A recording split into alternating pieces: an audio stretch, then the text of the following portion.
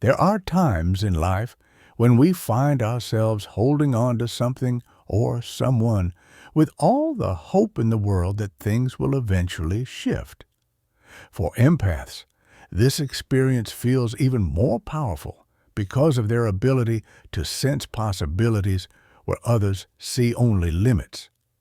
They see potential, they see what could be, and because of this, they often find themselves stuck, waiting for change that never seems to come. Being an empath means feeling deeply, noticing subtleties, and believing in the best that lies within others. But it also means carrying the risk of investing energy in places where transformation may not be possible. And when that happens, the empath's light becomes dimmed, their strength weakened, and their sense of self slowly overshadowed. This video is not about pointing fingers or placing blame. It is about bringing clarity to a pattern that so many empaths experience. It is about understanding why this happens, and, more importantly, how to step free from it. Chapter 1. The Empath's Nature. To understand why empaths so often become stuck with people who cannot change, we first have to understand the very nature of empathy itself. Being an empath is not simply about being kind or thoughtful. It is about perceiving the world in a deeper way. It is noticing subtleties in others that many people overlook. It is feeling shifts in energy, in tone, in expression, and responding almost instinctively. Empaths live with an open awareness of what is happening around them, and that awareness is constant. This heightened sensitivity means that empaths do not just see people for who they are in the present moment. They often see who someone could be. They sense potential the way others sense possibility. When someone is struggling, the empath notices the glimpses of strength hidden beneath the difficulty. When someone is guarded, the empath senses the openness that might one day emerge if only given the right conditions. This gift of vision makes empaths hopeful. It allows them to hold a picture of another person's growth even when that person cannot see it themselves. This is why empaths are patient. Patience flows naturally to them, not because they do not value their own time, but because they believe deeply in transformation. They are willing to wait, to listen, to give, because they sense that change is possible. This patience, however, can become a double-edged sword. When empaths anchor themselves to a vision of what someone could be, they may overlook the reality of what is actually happening. They may become so focused on the potential that they lose sight of the present. The empath's nature is also deeply nurturing. They do not just notice pain or struggle in others. They feel drawn to ease it. They want to soften discomfort, to bring warmth where there is coldness, to offer understanding where there is confusion. This instinct is not about pity. It is about care. Empaths want to help others find their way back to themselves because they can feel what it would be like if healing or growth took place. And so they give. They give time, energy, attention, and patience, often without noticing how much of themselves they are pouring into the effort. There is also a deep sense of responsibility that comes with being an empath. Because they feel so deeply, they sometimes mistake that depth of feeling as an obligation. If they can sense another's pain, they may believe it is their job to fix it. If they can see potential in someone, they may believe it is their role to help bring it out. This responsibility, while well-intentioned, can become a trap. Because the truth is, no one can create change in someone else. Change has to come from within. Yet the empath, with their sensitive nature, often forgets this and continues to carry the weight of trying. The empath's nature is also hopeful by design. Where others might see a closed door, empaths see one that might one day open. Where others might accept someone's current state as fixed, empaths believe in growth and renewal. This optimism is beautiful. It brings light into the world. But when misplaced, it can also tether them to people or situations that remain unchanged, no matter how much hope is poured into them. This combination of sensitivity, patience, nurturing, responsibility, and hope is what makes empaths who they are. It is what makes their presence in the world so valuable. But it is also what makes them vulnerable to becoming stuck. Their very nature leads them to invest in others, sometimes more than those others are willing to invest in themselves. And when that happens, the empath's light begins to dim not because they are weak, but because they are giving without balance. So the empath's nature, while deeply beautiful, must be understood with clarity. It is not about silencing their gift. It is about recognizing where that gift needs protection. Empaths must learn that their vision of someone's potential is not always permission to stay. Their patience is not always an obligation to wait, and their hope is not always a reason to hold on. Chapter 2. Why Empaths Stay. If the empath's nature explains why they are drawn to people who resist change, the next step is understanding why they so often stay. Why is it that empaths remain in places where their energy is drained, where their effort is unreturned, and where growth never comes? The answer lies not in weakness, but in the depth of the empath's heart. One of the main reasons empaths stay is because of their belief in possibility. When they see glimpses of goodness or growth, even if those glimpses are rare, they hold on to them. They treat those moments as proof that change is possible. They wait, hoping that the small spark they noticed will one day grow into something brighter. Their mind tells them that if it happened once, it could happen again. And maybe with enough support, it could become permanent. This deep sense of belief makes letting go feel premature, as though walking away would be giving up on what could be. Empaths also stay because they feel responsible.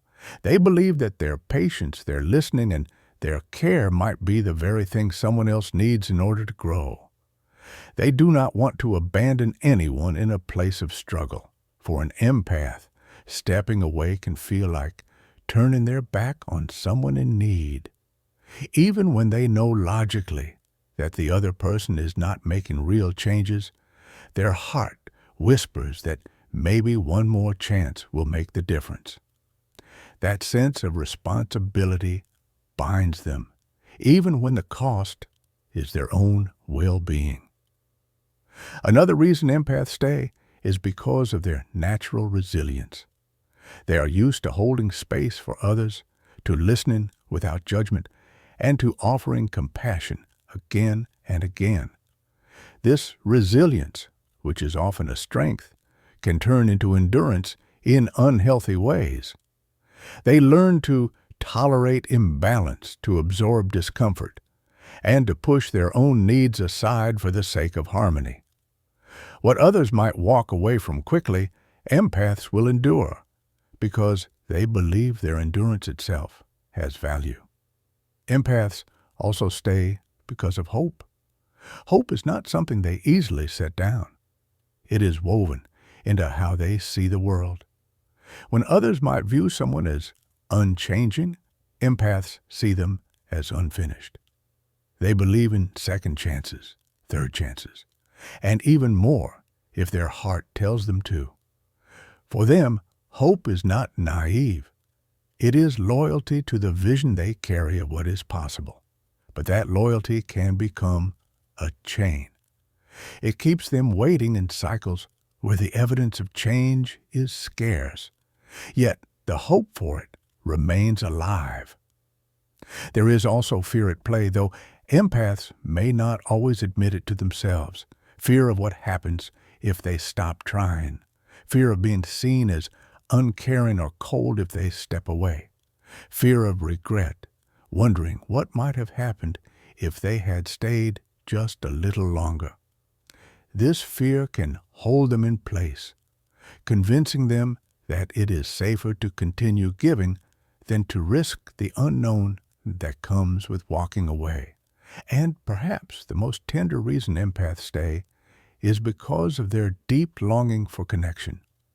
Empaths thrive when they feel their energy is linked to another's in a meaningful way.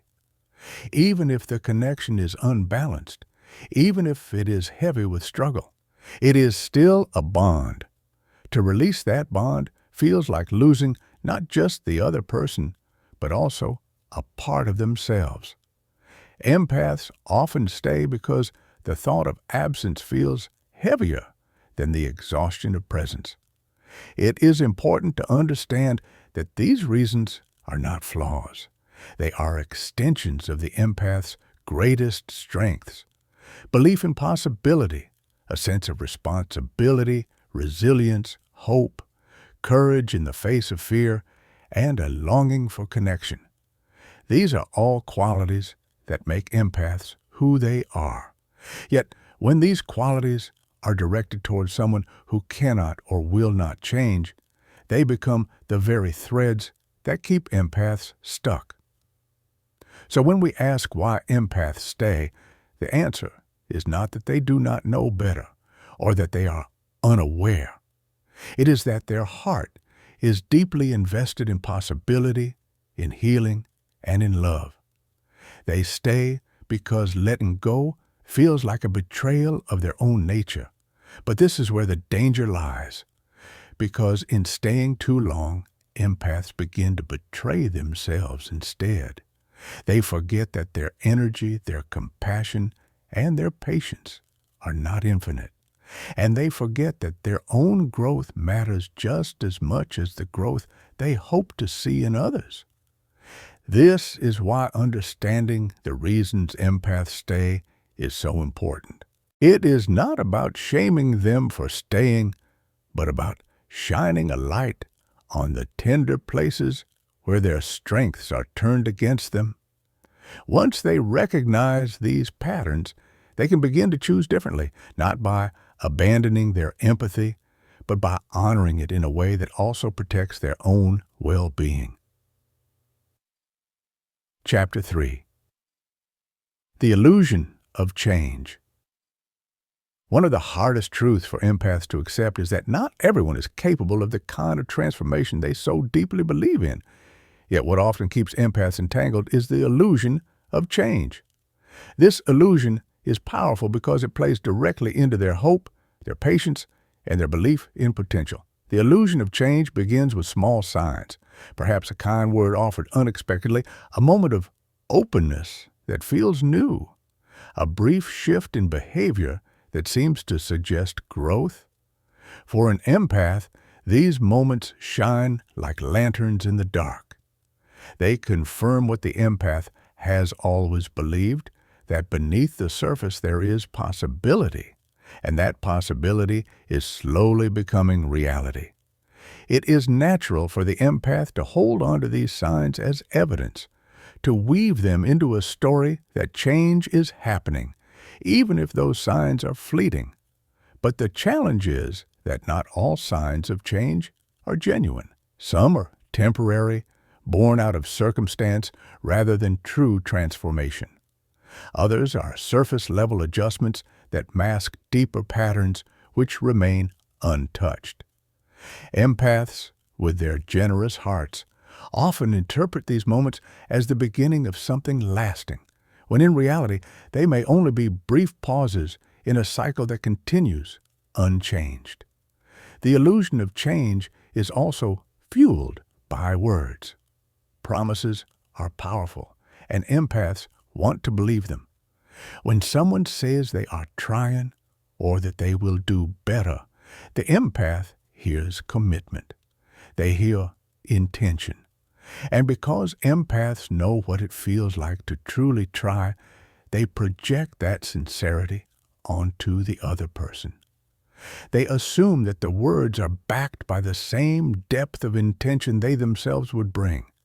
But too often, the words remain just that. Words without the consistent action required to make them real. Another layer of the illusion comes from the empath's own imagination. Because they see potential so vividly, they sometimes fill in the gaps between what is and what could be. They create a vision of growth that feels so real it almost seems to exist already. And when small signs appear, even inconsistently, those signs are woven into that vision, reinforcing it further.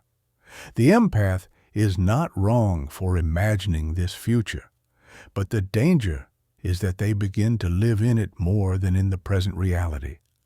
The illusion of change is also reinforced by the empath's investment. When someone has poured time, energy, and care into another, it becomes difficult to admit that the outcome may never match the effort. It feels painful to acknowledge that the hours of listening, the patience, and the sacrifices might not lead to transformation. So the empath clings to the illusion because letting it go would mean facing the grief of everything they have given without return. This illusion is not just about denial. It is about love, hope, and the refusal to give up easily. Empaths see the possibility of growth. They notice glimpses of it, and they believe that staying might be the bridge that turns possibility into reality.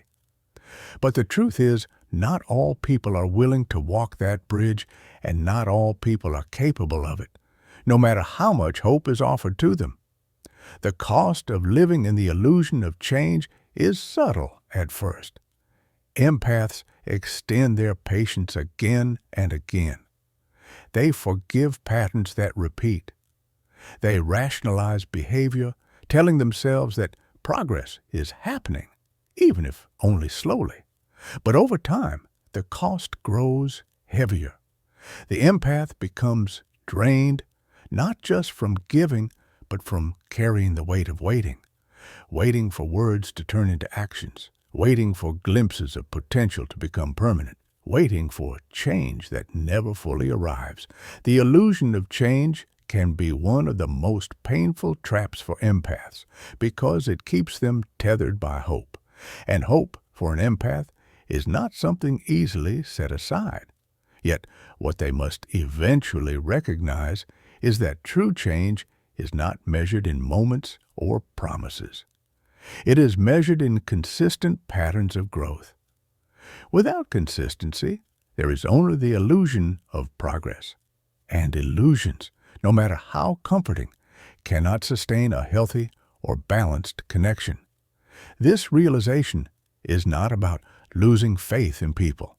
It is about discerning the difference between hope and reality.